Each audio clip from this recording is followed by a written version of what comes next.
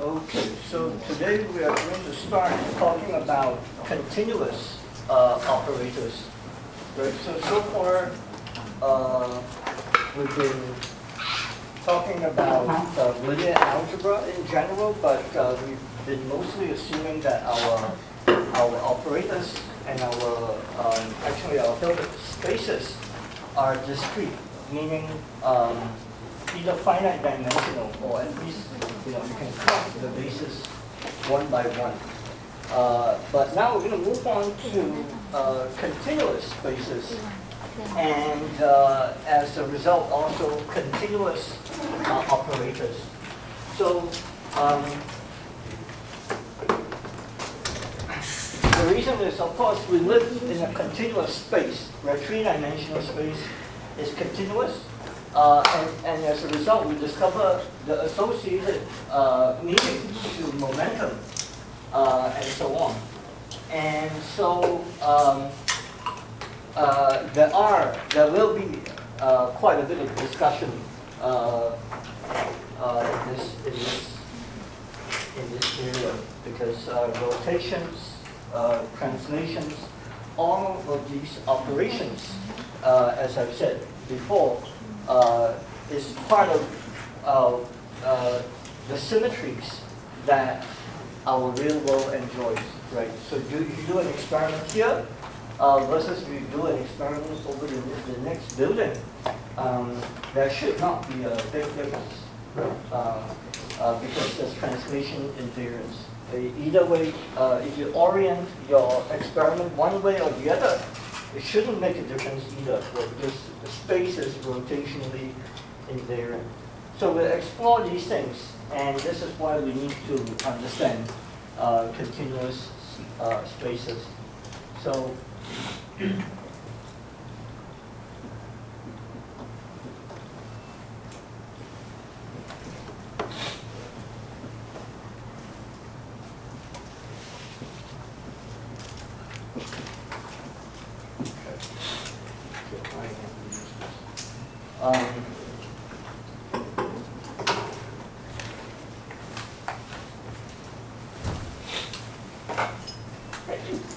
so the first thing we need to talk about is not so much of the space itself, but actually the Dirac delta function, because now we're going to start dealing with continuous spaces, and as a result,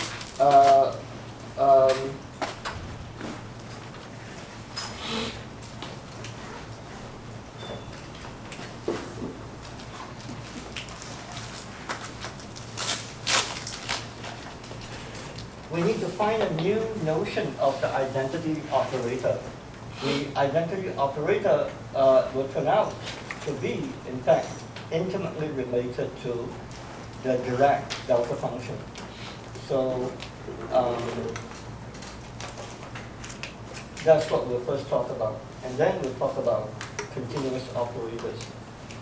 So the delta function is really not a function if you want to be very strict about mathematical rigor, right? But we won't be that strict because we're physicists. It's not to say that rigor is not important. It's to say that as practitioners of math, it's more important to acquire an understanding of what it means and how to use it than to be able to cross all the I's, dot all the I's and cross all the T's, so to speak. Right? There is a place for rigor, but it will take us too far away from the physics. That's an unfortunate fact. Right? But there is definitely a place for rigor. So let me just tell you what the Dirac delta function is in the physicist kind of language. I should say, in the math literature, these are called distributions.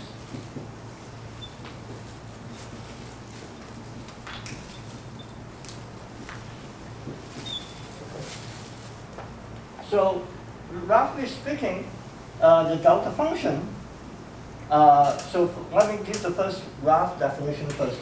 It's infinity when the argument is 0. Okay? but it is 0 everywhere else when x is not 0. So all you can see is some really funky thing going on, right? If you plot the direct delta function, when x is 0, you have an infinite spike, but it's 0 everywhere, right? And somewhat a bit more sharp, more sharp definition is that if you integrate over the range of the delta function, let's say delta of x minus x prime of f of x prime. So as long as your domain contains the region where this is 0, right? So as long as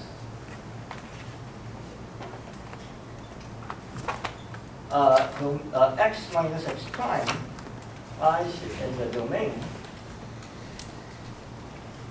then, or rather x equals to x prime lies in the domain. Then, because that's where the argument is 0, then you get the delta, then the function just gets simply evaluated at x. Okay? So you might think, okay, this is a little bit silly, right? Why do you want to do this? Because why don't you just evaluate the function at x? So the motivation, since we're doing quantum mechanics, is that this delta function will turn out to be the identity operator when you, the matrix element of the identity operator when you're dealing with infinite spaces and infinite operators. So there are many, there are different ways to represent this delta function, but the one that I will highlight here is something that we'll use repeatedly.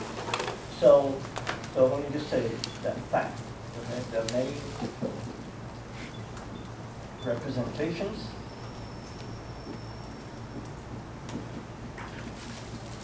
of the delta function, but for now, let me just give you one example. When you integrate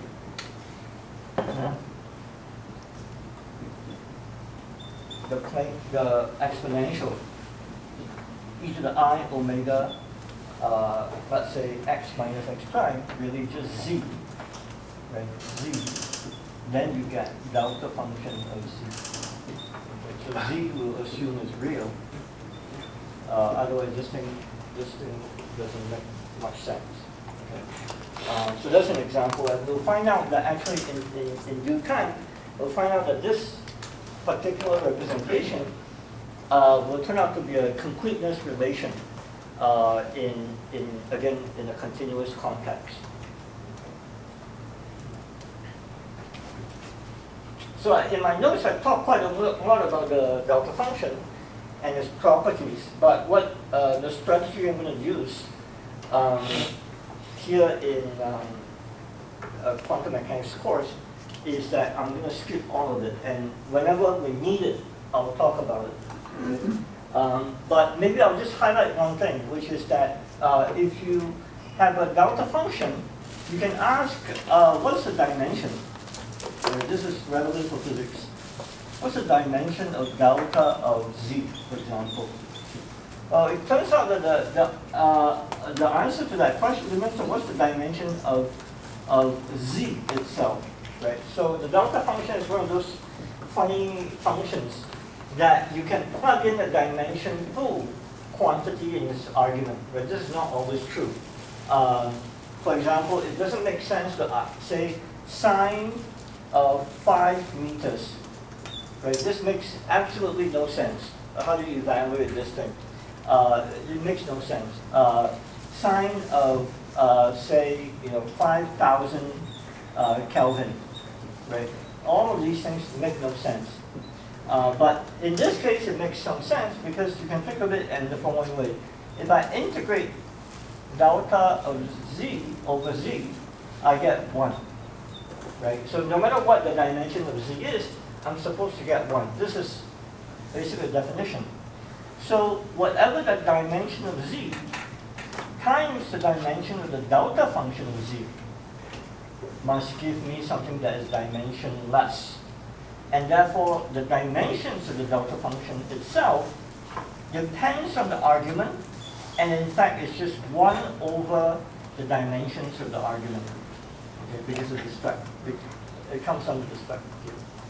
So it's a little bit funny. And again, it tells you that this is not a usual function, where it's kind of something funny is going on. So there are many situations where you need to handle it with care. Otherwise, you get into some amount of trouble if you're not careful. Okay. All right. So here's an example of why we need to use the delta function. Right? So we're talking about continuous spaces now, and so if, for example, omega and omega prime are eigenstates of some operator, it doesn't matter what it is, of some continuous operator, then omega and omega prime are continuous parameters because the operator is continuous.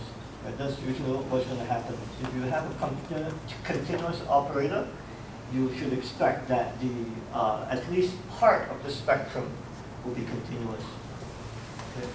And so once you have that, it can be a bit subtle sometimes. So for example, in the hydrogen atom, the Hamiltonian will have both discrete bound state eigenvalues and also free states where the electron is completely free from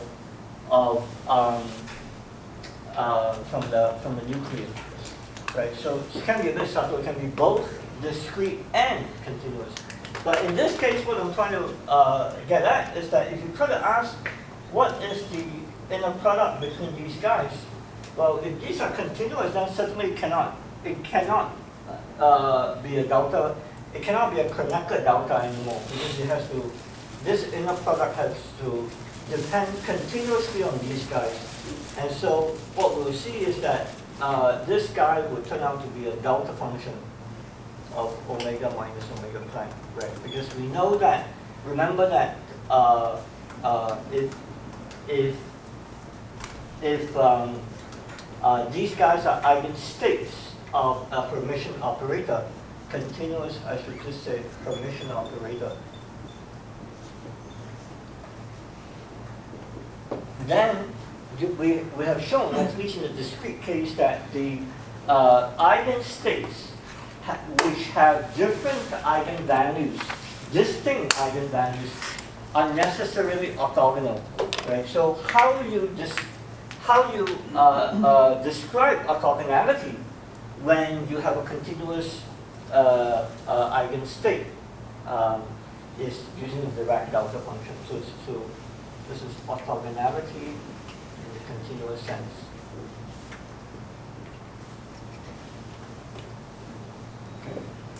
And well, there is one subtlety I should mention before I forget, which is that this assumes some kind of translation symmetry in this omega space.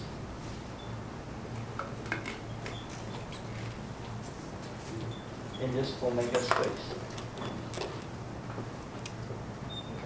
Okay. And because if it were not translational invariant, that could be something here. That could be a function of omega and omega prime over here. Okay, and this, people who know a bit of closed space-time, for example, differential geometry in closed space-time would know that something does show up in the closed space-time context. And that's directly the result of the loss of translation invariance. So analogously, if you know that this is the orthogonality condition, and if you know that these guys are eigenstates of a permission operator, then what you will find is that, let me call it omega, okay, just to make it concrete. Then the completeness relation would look like the following. Right, so it will look like, and so remember that in the discrete case, let me just remind you guys, in the discrete case, you have sum over all the orthogonal cat-bra operators, and this will give you identity. And so in the continuous case, you now have an integral.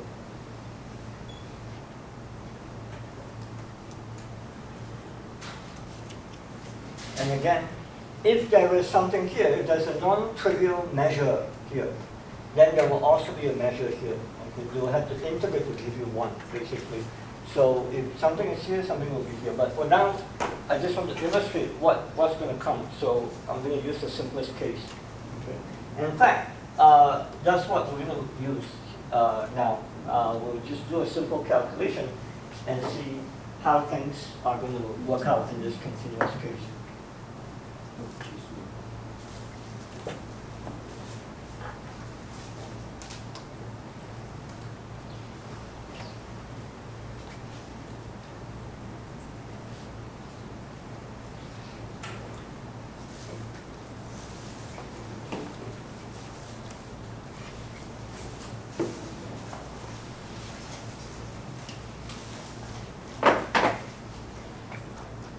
Yeah, so for example, if I have an arbitrary state, and I want to expand it in terms of these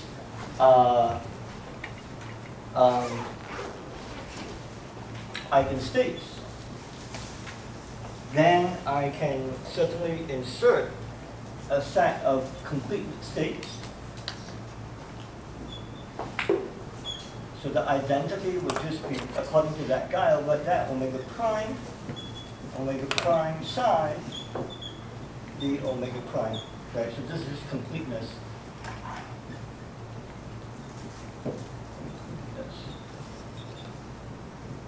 I'm just going to get back this, but I just want to show you that it's all consistent. Well, what is this? This is a delta function.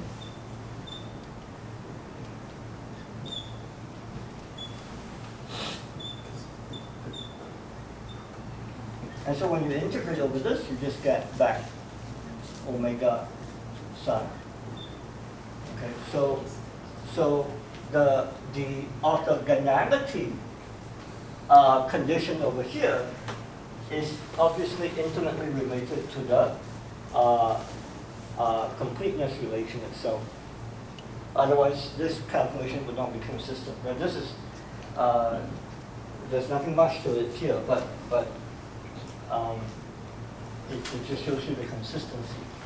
But if you do have an arbitrary state, it does tell you that therefore you can write it in terms of these orthogonal states, right? Except that now the superposition over the eigenstates, over the basis, right? These are the bases.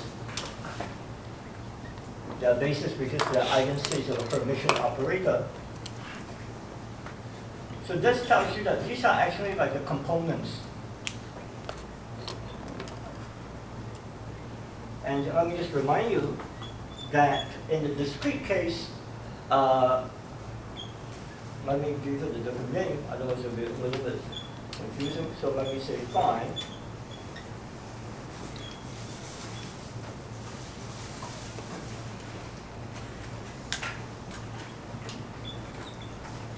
If you expand it in a orthogonal basis, then we call these are also the orthogonal basis. And these guys are what we call phi hat I. Right? These are the components of this state. So these are also the components of the state, except now because it's continuous, we regard it as a function of omega. Right? So it doesn't have a discrete index anymore. Because it's now continuous, but now we regard it as a function of omega. So the functions that we are dealing with, for example, the wave function will turn out to be just, you can think of it as the components of an abstract state, but expressed in the position basis, right? And so we'll see that explicitly probably later today. And then finally, we have we said already the operator itself is permission, and these are its eigenstates, right? So that means that it should be able to take up the form that hopefully by now we're all familiar with. Right? So this is basically the eigenvalue and sum over the eigen-Cat-Bra operator. So remember, in the discrete case, if you have a permission operator, then if you are able to diagonalize it, then it takes this form. Right? This is something that I think you've encountered in your homework also. So in the continuous case, all that happens is that the sum becomes an integral. But you can now see what I mean by the delta function being a matrix element, right? So let's calculate, for example, omega prime, and then capital omega prime prime, right? So this is the matrix element of omega with respect to omega prime and omega prime prime. So what do you get? You get that this is an integral over omega, and then you get omega prime acting on this omega, and then omega acting on omega prime prime. So now you get two delta functions, d omega, and this is delta function of omega prime minus omega times delta function of omega minus omega prime prime. So what do you do when you have two delta functions? So remember that you get 0, delta function is 0, unless the argument is 0. So in this case, omega must be equal to omega prime, and in this case, omega must be equal to omega double prime. So if omega prime is not equal to omega double prime, there is no chance that these two delta functions will be non-zero, right? Because if it's equal to this, it can't be equal to this. If it's equal to this, it can't be equal to that. So therefore, omega prime had better be equal to omega double prime. But again, these are continuous parameters. So the only thing that this thing can be proportional to is that it's proportional to the delta function of omega prime minus omega prime prime. And then omega here can either be omega prime or omega prime prime. It's the same because they have to be the same anyway. Right? So this is equal to that, and it's also equals to that. Yeah.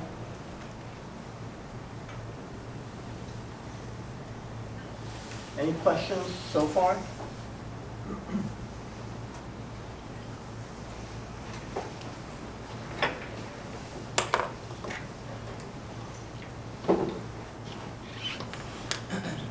Okay, so now we start talking about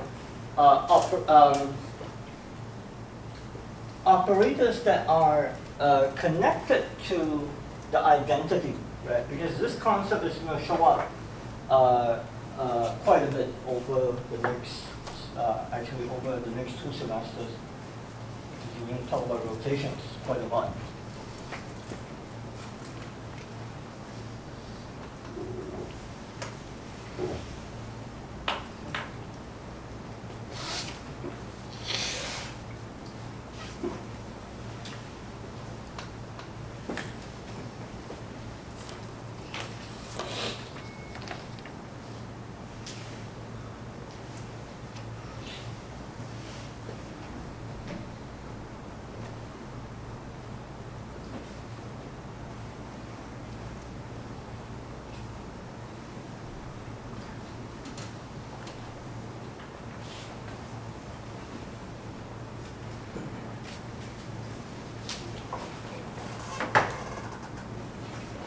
Continuous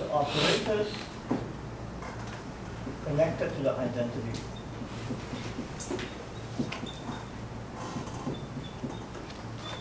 Okay.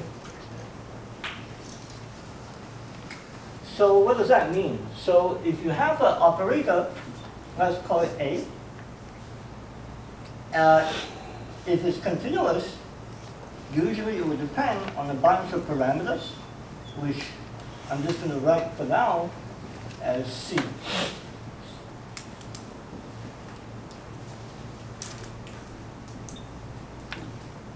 And by continuous, continuously connected to the identity, I mean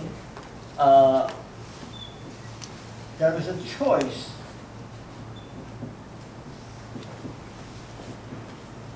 of C. Let's say C equals to, can be 0, let me just call it C naught, such that A of C at C naught is in fact the identity. So, and because it's continuous, meaning this operator depends on this C in a continuous way. Right? It doesn't jump. It doesn't jump from the identity to 2 or twice of the identity just by tuning the C by a tiny bit. Right? We assume that there's some sense that it's continuous. Again, we're not mathematicians, so we're not going to make this notion super rigorous. But the things that we'll be doing, I think will be very clear in what sense they are continuous. So let me just say it in a heuristic way. The claim is that if it's continuously if A is continuously connected to the identity,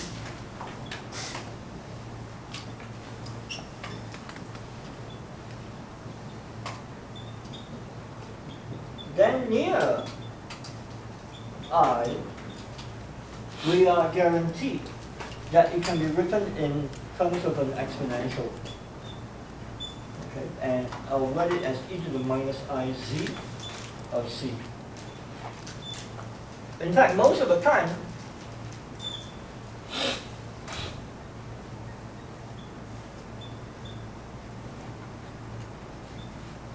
let me just skip ahead and just tell you that most of the time, the exponent itself will turn out to be linear in these parameters.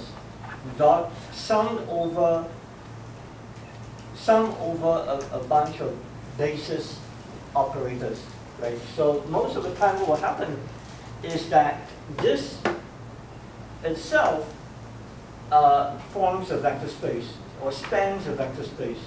That's a better way to put it, spans a vector space.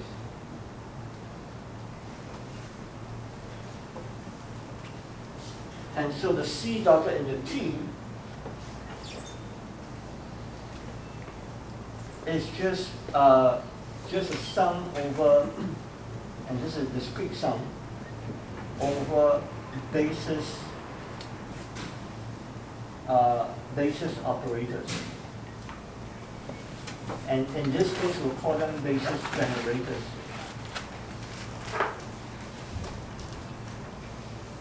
For reasons that I will tell you a little bit more. Okay.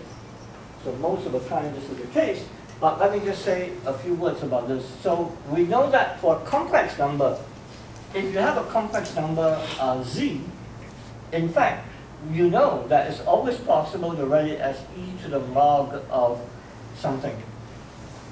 Let's call it u. E to the, sorry, you can always write it as e to the u. Why? Because you can always write this as e to the log of z. Okay, so in other words, because log is the inverse function of e, you are guaranteed that you can always write it as an exponential because u is just log of z. Okay. So likewise, there's something like that going on. If you flip over the math book talking about Lie groups, then they will spend considerable effort proving this statement. Right? So there's going to be an operator log, and you will find out that it converges sometimes, and this is why you need this condition that it needs to be near enough to the identity, otherwise it won't converge. Sometimes it doesn't converge. Okay? But we'll skip all that. I'll just tell you that. That's why you need to assume that it's near enough to the identity. There are situations where we'll deal with operators like parity, where it's not continuously connected to the identity. And then you cannot, in fact, write it in this form. Okay? But it would turn out to be this form multiplied by something else. But the whole product itself will not be expressible in this exponential form. Okay? But I should also say, for the exponential itself, because we're taking the exponential of an operator, we better say what we mean by that also. Right? So what we really mean by that is we just simply define the exponential of the operator through its Taylor series, right? Which is, if you don't remember, x to the L over L factorial. But if you define it this way, then you can do things to it like take the transpose, or take the adjoint. Right? So for example, what is the adjoint of e to the x? Well, it is simply, you take the infinite series and you take the adjoint of it, of the infinite series term by term. But you know that the adjoint of a product is of the same thing is just the product of the adjoint. Right? Just take x times x times x. If you take the adjoint, it's just x adjoint, x adjoint, x adjoint, for example. And therefore, it's just e to the x adjoint. Okay? And so, for example, in our case, a dagger will just simply be e to the plus I z dagger. Okay? Because there's an I here, so when you take the adjoint, you also need to take care of the minus I, and the I will become a plus I. Minus I becomes plus I, z will become z dagger. Yeah. So what's going to happen is that for all the applications that we're going to deal with, involving continuous operators connected to the identity, we are going to deal with operators of this form, where it's the exponential of minus I times the superposition of some generators. So I will argue why it is the case as we go along. But let's suppose that it is the case, then what will happen is that we'll discover that all these operations that we're going to do are closed under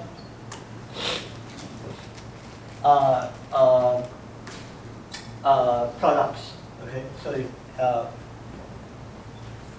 if these operators are closed under multiplication,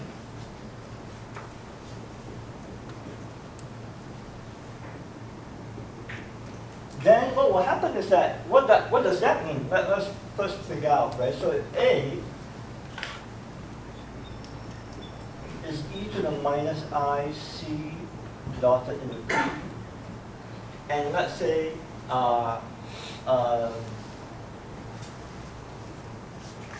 B of C is equal, C prime is different from C, is equals to e to the minus I c prime divided into T. So the T's are the same because they're the basis generators, but the C and C prime are different because they correspond to different parameters, right? So that by close, what I simply mean is that when you multiply A of C to, let me just write it down explicitly. So if I multiply A of C with B of C prime, then they must give me C. It must give me a new exponential, but the basis generators are the same, and maybe the parameters are different. So this is closure, right? So in other words, if you multiply these two guys together, it will give you the same, it will give you the operator of the same type, right? So same type of operator. It's just that the parameters are different. And this is what we mean by closure. So how do you guarantee that? So if we know that this is a linear vector space, and so these guys are all superposition of the same basis, then that means that the product must somehow convert the exponents into exponents. But it's not easy in this case to understand what happens. Okay, and so let me emphasize this following fact. So for complex numbers, so I should say, these are complex numbers.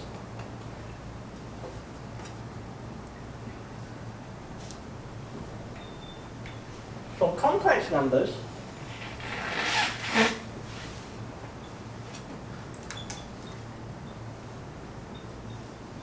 let's say Z1 and Z2, well, it's easy enough.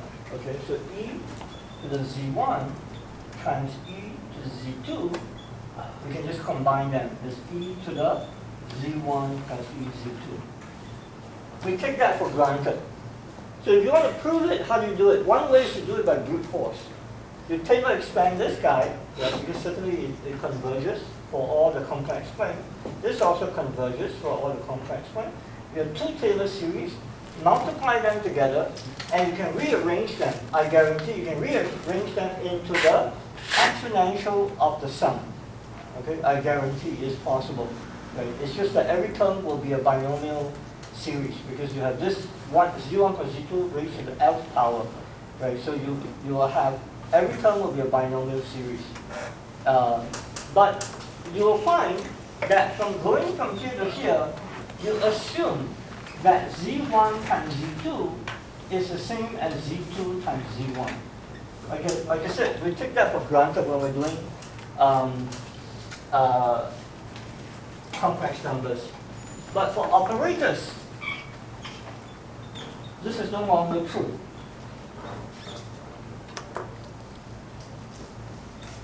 In fact, a lot of quantum mechanics is the fact, it comes down to the fact that X and Y do not commute necessarily, right? It doesn't necessarily commute. So E to the X times E to the Y, if you have two operators like that, is no longer equals to E to the X plus Y. Okay, and so this is the key problem. Because they don't commute, the problem of trying to combine two exponentials becomes quite tricky. So what happens? What do we do? So again, I'll quote the result from math. Right? This is called the Baker, Campbell, Hausdorff, Leonard. And because we don't need to prove it, I just want to show you the result so that you can appreciate the gist, the core issue. And the core issue is that all the higher terms here involve commutators. So this is independent of whether we're talking about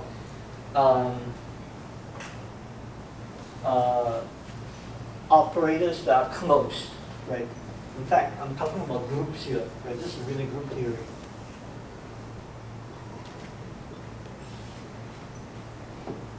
Okay, so this closure, I'm not even assuming any closure or whatever, but it's just a fact about multiplying exponentials of operators. Right? So this is called the Baker-Campbell Hausdorff. Let me see. Hausdorff. Never remember. Hausdorff.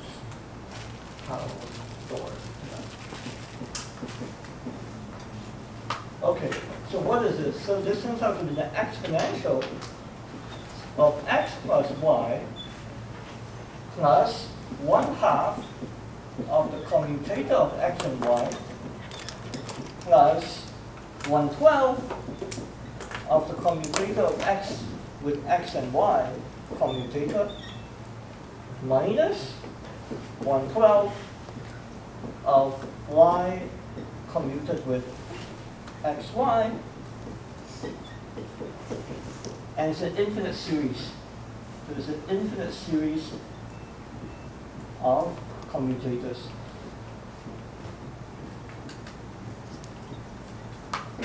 Okay? So in other words, e to the x times e to the y is only equal to e to the x plus y if and only if x and y commute.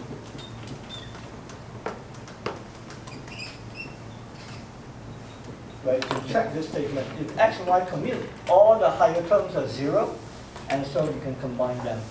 But if this becomes this, it means that all these commutators are 0, so it means that they must commute. Right? Otherwise it won't happen.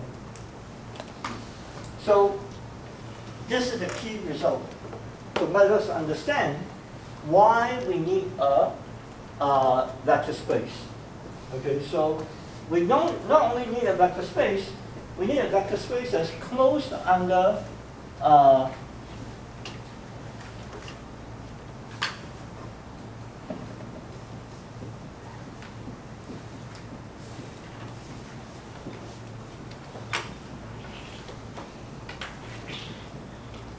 so these exponents for us need to be a vector space that is closed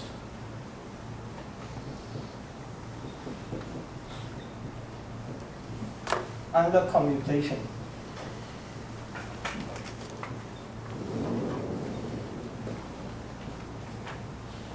Okay, so let me explain. So let's take one of these basis generators, TA and TB. So this is the A basis operator. This is the B basis operator. And let's say when I compute their commutator, they give me I times FABC TC. Okay, so the math literature, these are called structure constants.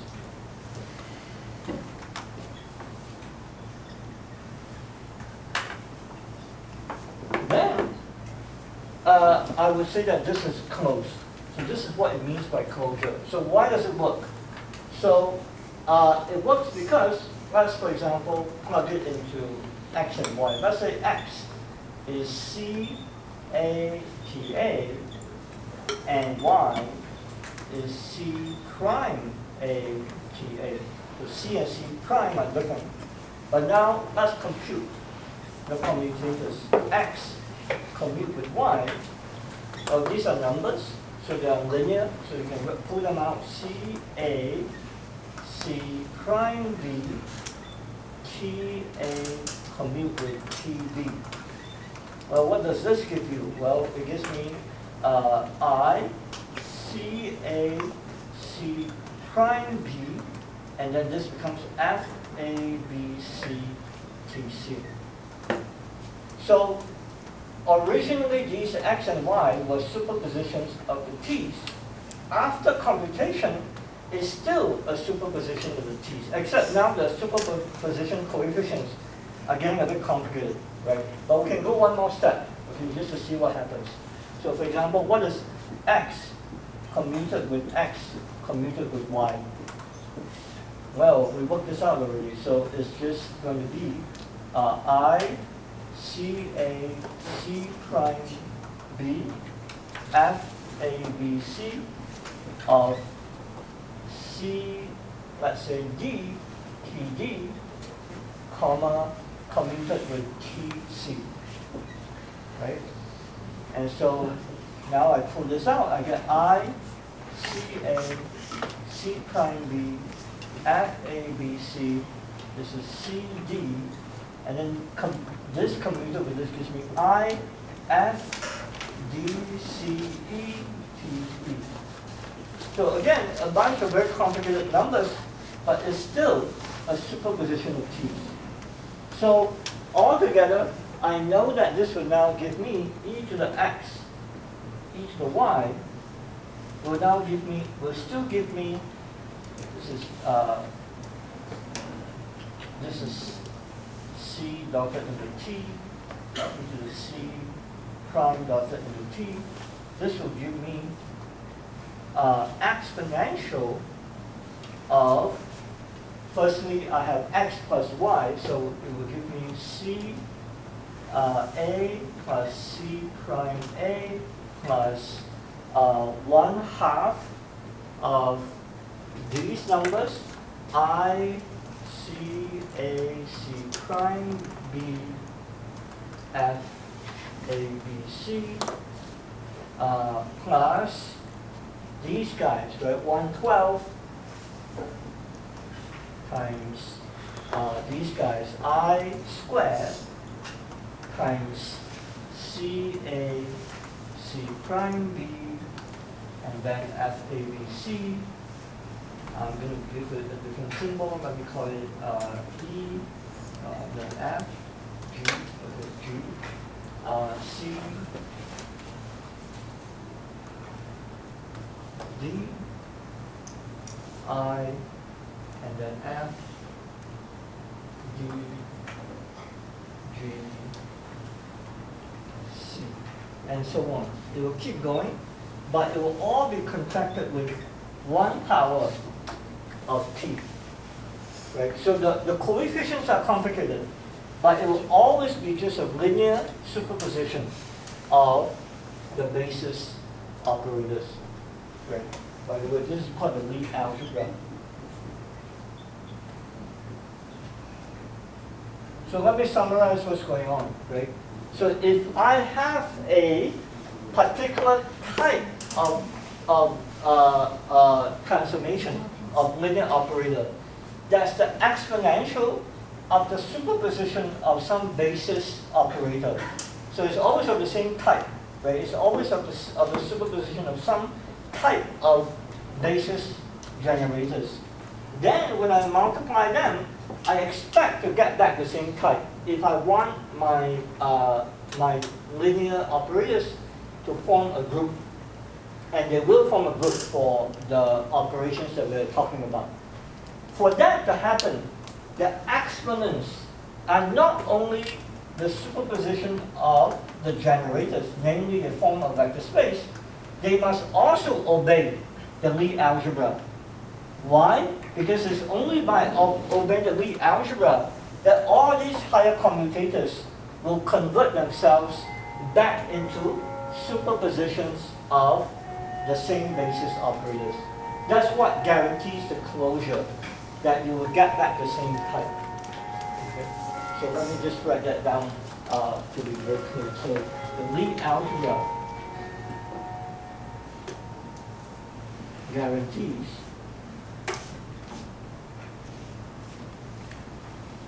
that e to the x, e to the y will give you e to the superposition over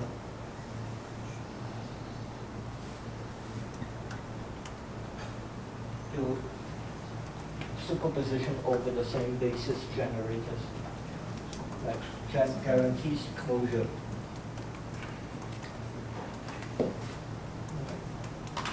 Any questions for me?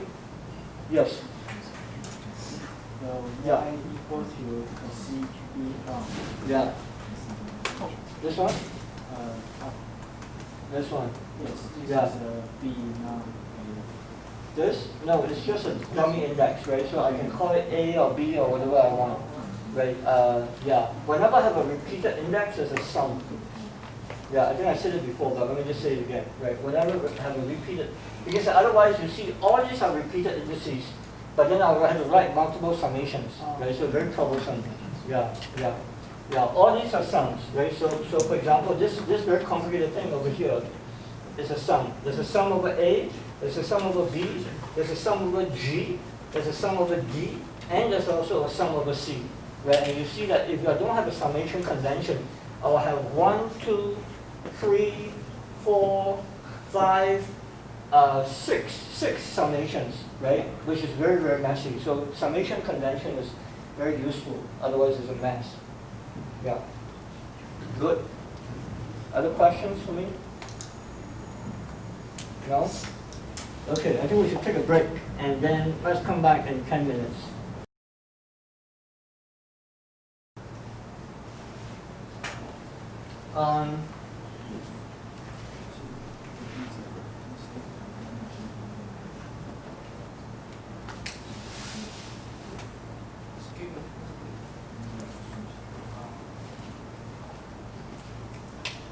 Now we should move on to an example, the time evolution operator.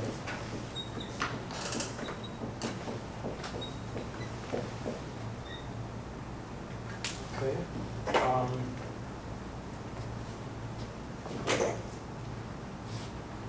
This is an example of a continuous unitary operator. So what is it? So what is it? It's given by basically the Schrodinger equation, but for this operator. Okay. And what it has is an initial condition, which in this case I would just set equals to 0. Must be the identity. Right, so this is the initial condition.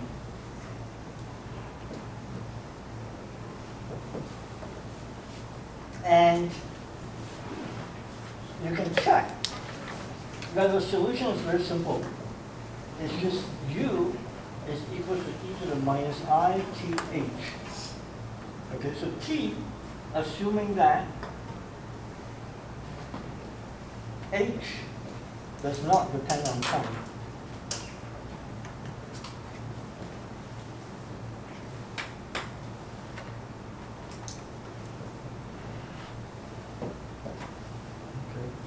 If it does depend on time, then things do get a bit more complicated. And it's something called the Dyson series, which I think might be also your homework problem, but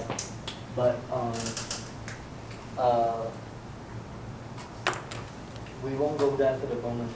What we do want to say is that just from this alone, as long as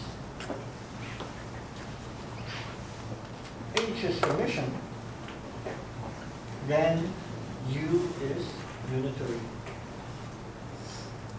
And I guess I don't need to say that again because we have actually proven this, right? So just now we showed that if U is the exponential of a Hermitian operator, then it is unitary. So I won't prove that again, but I want to highlight the significance of this in this context because what it means is that the Schrodinger equation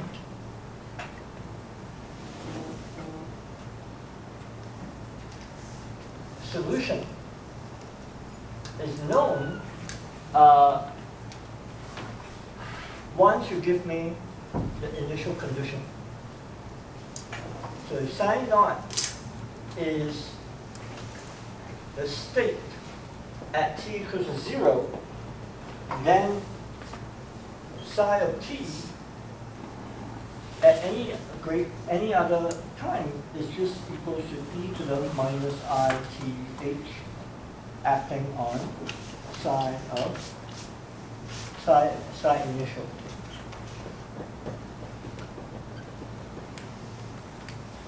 Okay, and you can see why, because if you take the time derivative then what it does is it acts on this guy, and it gives you H, and therefore it satisfies this Schrodinger equation. And then you have to check that as t goes to 0, you get u acting on psi naught. But as t goes to 0, u goes to identity. So you recover the initial conditions. Right, so it's a first order, remember it's a first order equation. So if you specify initial condition, you only need one.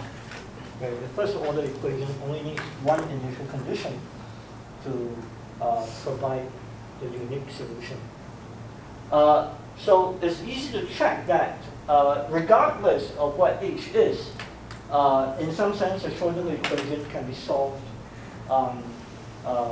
just by exponentiating the Hamiltonian. But the physical meaning of that is important to emphasize, which is that this conserves, so the time evolution operator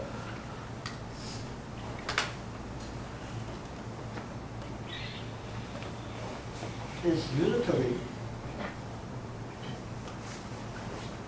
so as to conserve probability.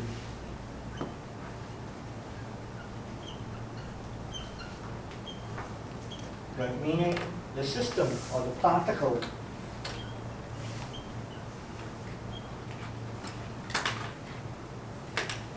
has to be somewhere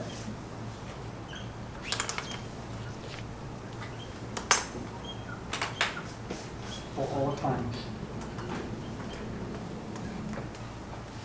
Right? It cannot be that there's only 90% of finding the particle somewhere. Well, what does that mean? Where's the rest of the 10%, right? It wouldn't make sense. It has no meaning to that.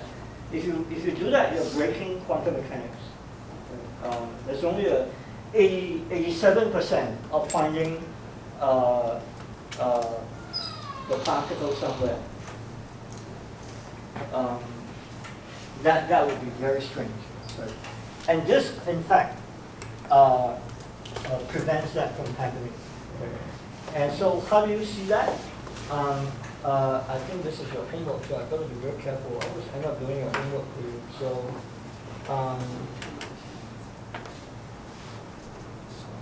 yeah, I think it's your homework. So you will show in your homework that the time derivative of this inner product, the norm of this guy, is always 0. So why is this important? This is otherwise time dependent, right? Because this psi depends on time, so you might think that the norm of psi is time dependent. But you can show, because U is unitary, this is not true, right? There are different ways to show it, of course, but once this is true, then you can see that if you normalize it so that initially this is 1, then since this norm is constant, so all you need to do is to recognize that psi of t must be 1 for all time. Okay, so that's the key point. But it's guaranteed by guaranteeing that the time evolution operator itself is unitary. That's the key point, probability conservation. By the way, there is, in fact, such a problem in black hole physics, right? So when people talk about the black hole information loss problem, essentially they're talking about this problem, the loss of unitarity in black holes. So the problem is that for black holes,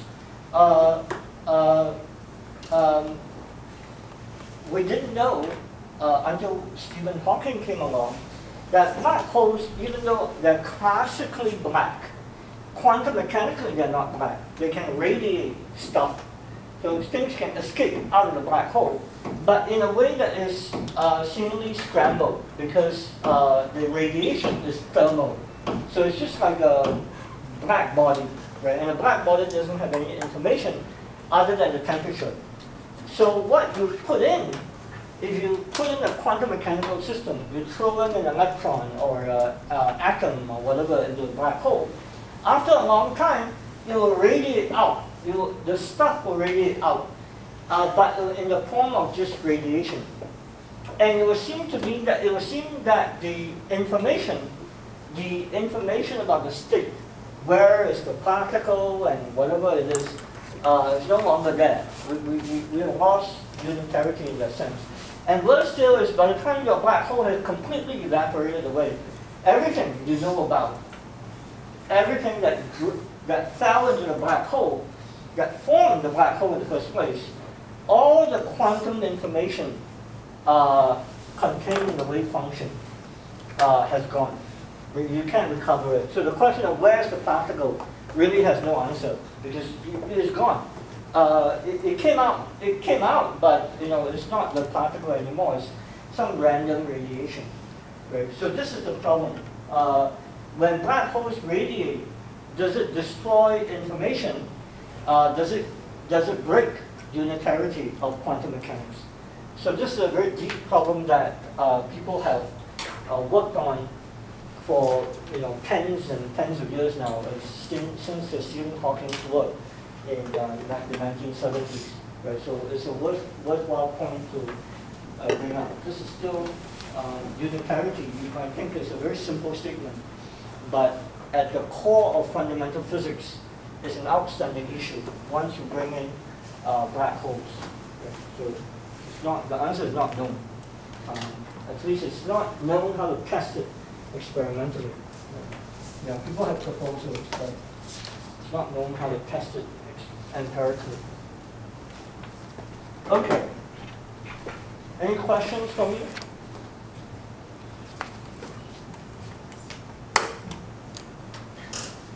All right.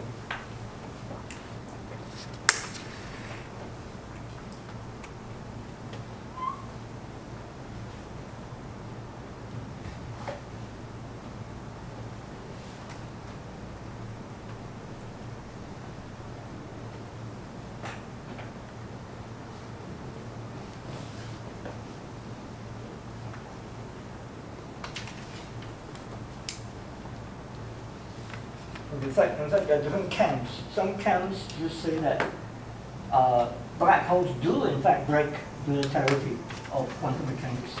Some camps say no, the black hole information is preserved. And so, kind of two different factions.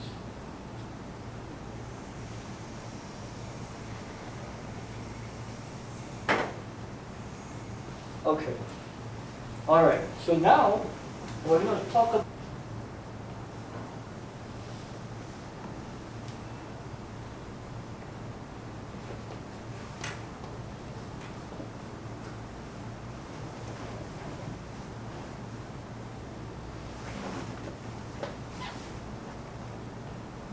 Okay. Yeah, we're going to start talking about translations.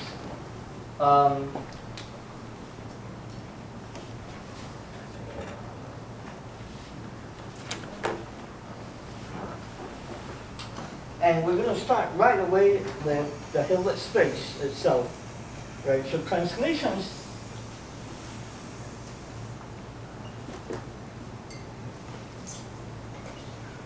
spatial translations, you might think of as, if I'm at x, then I go to x plus a.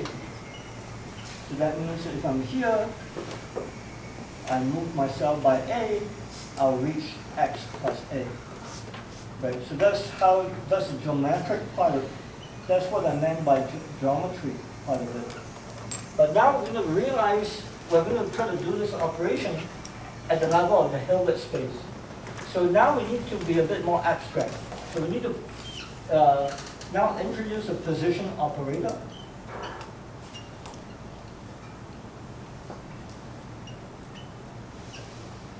And with the position operator, I'm going to assume that it has eigenstates that corresponds to infinitely localized states. Okay, so when I write down an eigencat x, I should think of this as representing a system that's infinitely sharply localized at x, the position here. And the position operator acting on it will just spit out the eigen value x, the position. Right? So the eigenvalue is just the position itself. So sometimes I will use index notation. So xi acting on x will give me little xi, little x. Okay? And if I now take, for example, the inner product between x and x prime, now these are, if I have d components, of course we live in three-dimensional space, but if you have live in d dimensions, then this will look like delta function, d delta functions, which I'll denote as x minus x prime, delta d. Right? But this means, at least in Cartesian coordinates, in Cartesian coordinates it will be x1 minus x prime 1, delta of x2 minus x prime 2, all the way to delta of xd minus x prime d. Okay, so I think I should remind you guys, my coordinates x1, x prime 1, and so on are not powers. Right? This is the first component. Remember that this is the first component. This is the second component. And so on. This is the d component. Okay? Not to be confused with powers. They're not powers. If you have to change to a different coordinate system,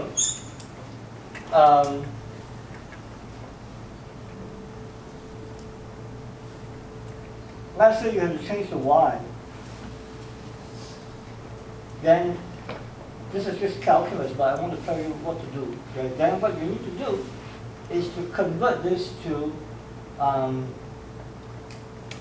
delta function of y, but you need to calculate the determinant of the Jacobian of dx with respect to dy. Okay, so this is the Jacobian.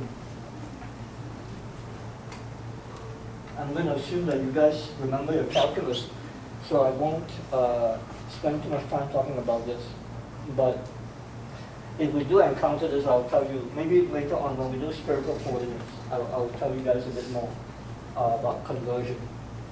But for now, I'm just going to leave it as it is. Okay.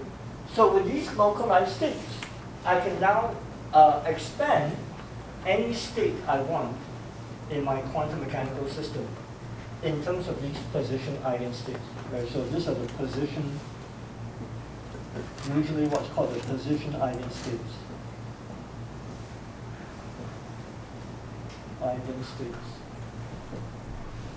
And they are called position eigenstates because the meaning is that they are infinitely localized.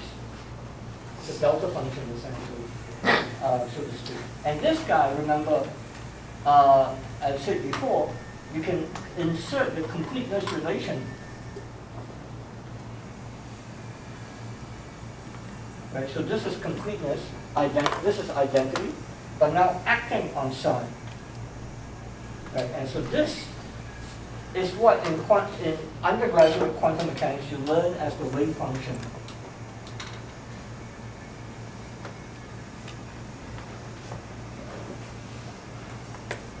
Okay.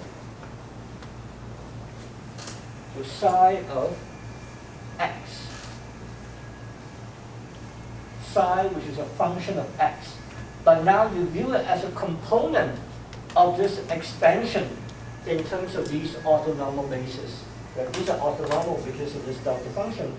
And now what you see is that your wave function is just one representation. What representation is that representation where you use position eigenstates to expand your states in. Okay? But because of that, you can ask the question, right? So remember that the Born rule says if you have an observable A,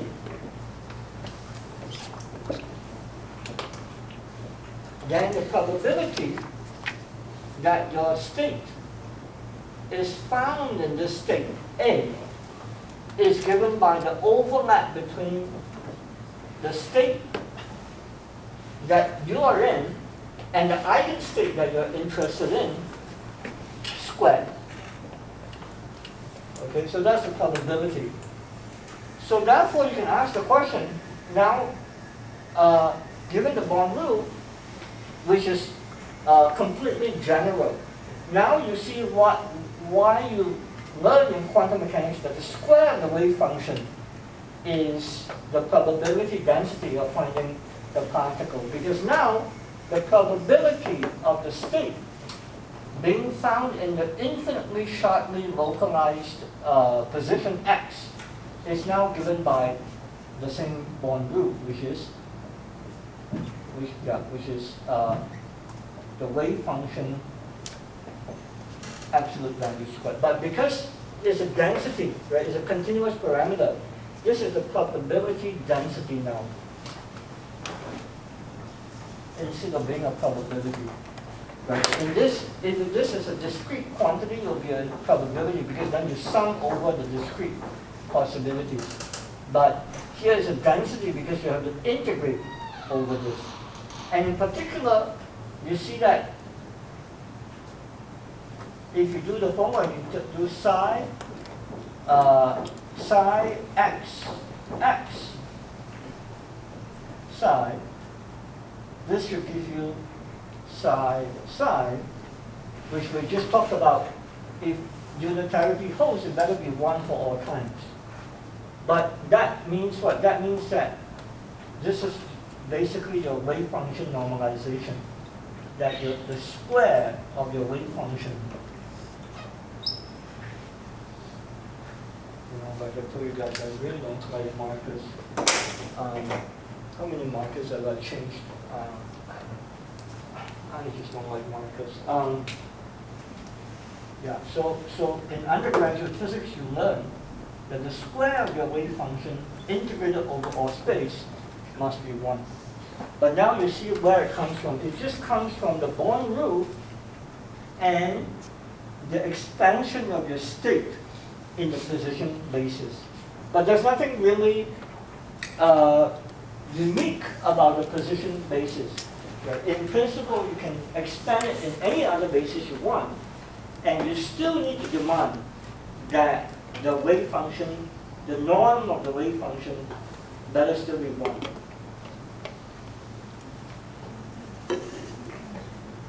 Okay? So,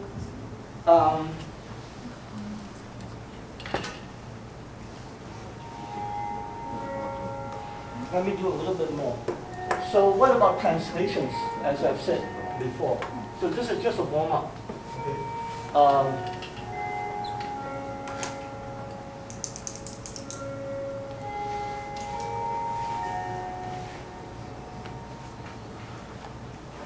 So translations, which I'm going to call T, D, this is the translation operator, I can now say something about it. I would define, remember that the if it's a linear operator, is defined by how it acts on the cats in your space. And in this case, because I'm assuming that the position eigencats are complete, I just need to tell you how it acts on the position eigencats. So that's the geometry part of it. That's literally what I would do in real space. But on the Hilbert space, I will simply demand that when it acts on my infinitely sharply localized state at x, this will give me x plus d. Okay, so that's pretty intuitive. Where this d, or maybe I should call it a, I call it a that way, so let me call it a here. Doesn't matter. So this is the displacement vector.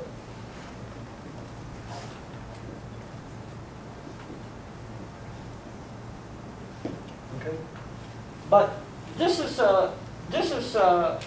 clearly something that is continuously connected to the identity. Why? Because when I don't do anything, if I just plug in 0, then clearly this is the identity, because t of 0 acting on x, on any x, will just return you the x. Okay? And not only that, you will see that it's unitary. D acting on x gives you x plus d. T acting on x prime will give you x prime plus d. Now let's consider taking the adjoint of this guy, for example. So x prime plus d is equals to x prime and then t of d adjoint. Okay, it's just taking the adjoint of both sides. And now I can apply this guy to this guy, and what do I get? I get x prime plus d acting on x plus d, and then on the right hand side I get x prime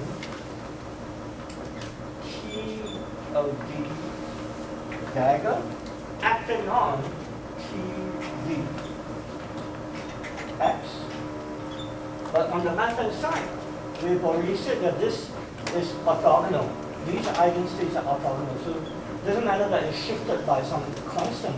What we have is this delta function of x prime plus d minus x plus d. Now x prime plus d minus x prime plus d means the d's will cancel out. And this gives me delta d of x prime minus x, which is in fact just x prime x. Okay? So if you compare this and this, it tells you that this guy over here must be identity. Okay? So if you trace back this calculation, it comes down to the following fact. It comes down to the fact that the geometry of flat space is translationally invariant. Okay? That the fact that this delta function does not depend on d is because it doesn't matter whether the 2 points are here and here, or here and here, here and here. Doesn't matter. The 2 points, as long as displaced by the same amount, the difference between them will not depend on the displacement itself. Okay, so this fact from here to here is due to translation symmetry. And this symmetry is that of the geometry itself. But then because of this geometry, symmetry of the geometry, this is what's accounting for the fact that the operators themselves are unitary. Right? So symmetry, in this case, symmetry implies unitary translation operator. Okay, see you guys next time. Any questions for me?